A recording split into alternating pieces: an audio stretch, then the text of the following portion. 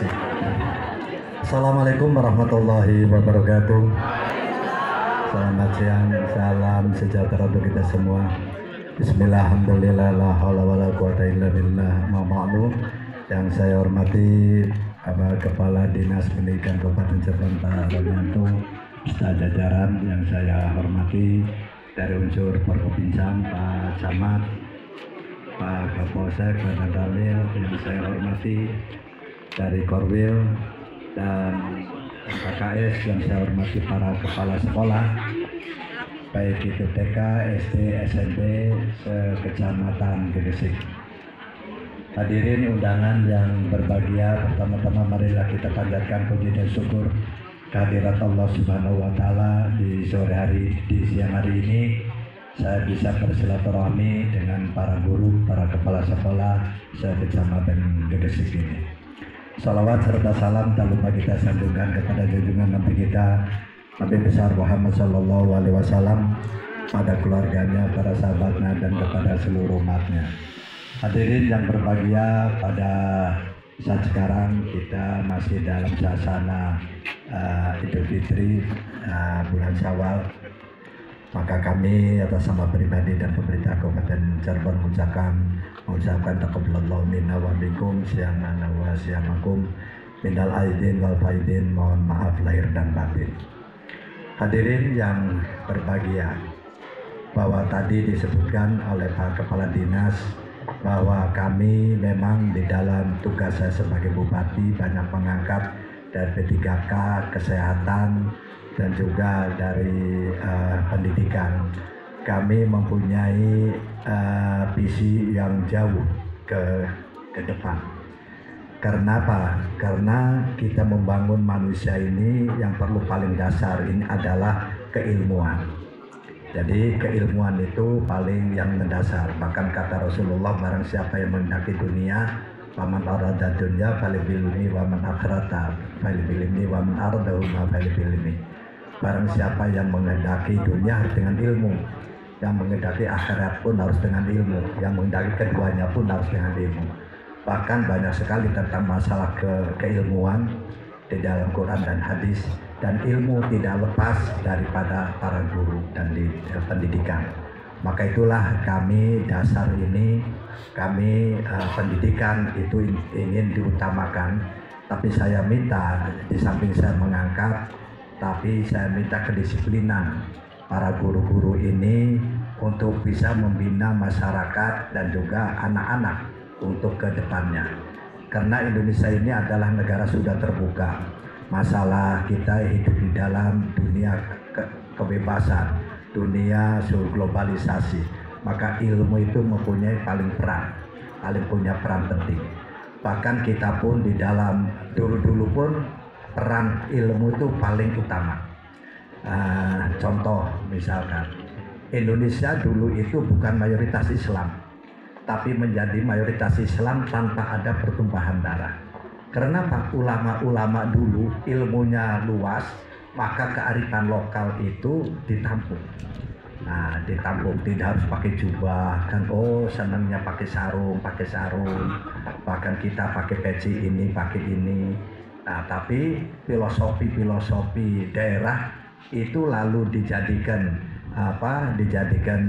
manfaat untuk kemaslahatan dan berkemajuan, termasuk juga kepada seni. Itu tidak ada larangan itu, bahkan sampai mendidik yang semacam itu.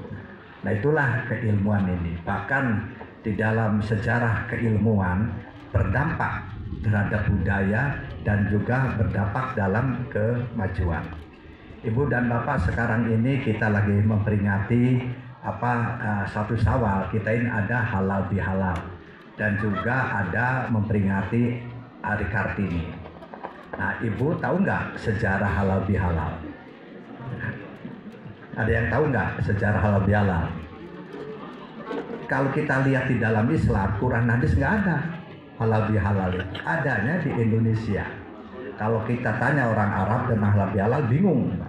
Inilah budaya yang dikemas, menjadikan seolah nilai-nilai keagamaan. Jadi setelah Indonesia merdeka di dalam sejarah halal bihalal ini, setelah Indonesia merdeka, Bung Karno itu sering banyak yang datang dari para pegawainya. Bahkan lihat di keraton-keraton banyak masyarakat yang datang kepada sultannya. Lalu Bung Karno berpikir, bagaimana ini kalau ini dikemas menjadi yang formal, karena saling salaman antara masyarakat dengan pimpinan, dari pimpinan kepada karyawannya.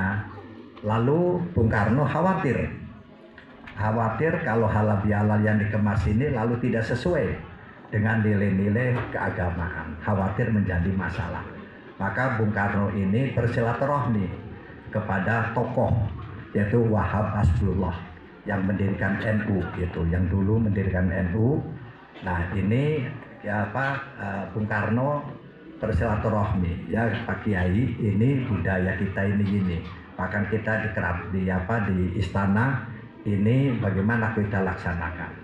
Nah, nanti begitu merenung, ya nanti ini saya bahkan lalu digodoklah oleh Wahab Hasbullah mengadakan diskusi, lalu pada tahun 1948 itu baru diresmikan halal bihalal secara resmi oleh Bung Karno di istana. Nah itu diambil oleh apa? Oleh Wahab Hasbullah ini, karena kita waktu bulan Syawal ini, kita ini dalam keadaan suci bagaikan orang yang dilahirkan. Kenapa? Karena ada hadis yang menerangkan bahwa bulan puasa 10 hari sebelum 10 hari pertama itu penuh berkah, 10 hari kedua ini maghfirah, 10 hari ketiga yaitu itu minanar, artinya kita ini suci. Nah tetapi kita hubungan manusia bagaimana? Maka kudu saling maaf, harus saling dimaafkan, gitu. Jadi lamun bapak ibu punya utang ke orang lain, utang wis lunas, ya wis lunas. Maka itulah halal dengan halal. Jadi halal bil itu kalau dengan Arab itu dengan, halal dengan halal. Maka kalau pakai bahasa Arab bingung, gitu. Nah itulah berinovasi. Jadi guru-guru pun harus berinovasi. Karena sekarang di Gegesik ini daerah budaya, kami sudah menetapkan bahwa Gegesik ini adalah satu daerah budaya. Maka dari guru-guru ini harus sering berinovasi. Bagaimana ilmu naik, tapi juga budaya. Karena orang itu paling senang kepada seni dan budaya, itu sudah hakikat manusia. Itu hakikat manusia. Nah sekarang di era keterbukaan ada peperangan di dalam pemikiran, bagaimana budaya lain masuk ke kita, tapi kita bagaimana budaya ini. Maka orang-orang budayawanlah harus selalu berinovasi dengan para guru menggali potensi itu. Jadi kita lihat orang lain itu, kadang-kadang kita ini sering tertukar, ya. Orang kita pengen kayak orang barat, gitu. Orang barat orang kitanya pengen kayak orang Arab, orang Arabnya pengen kayak orang Eropa, orang Eropane pengen kayak wong Indonesia, nganggo seni budaya, nganggo laken atau apa. Nah itu orang. Nah maka ini guru-guru harus sering kepada muridnya diberikan keleluasaan untuk bisa berinovasi.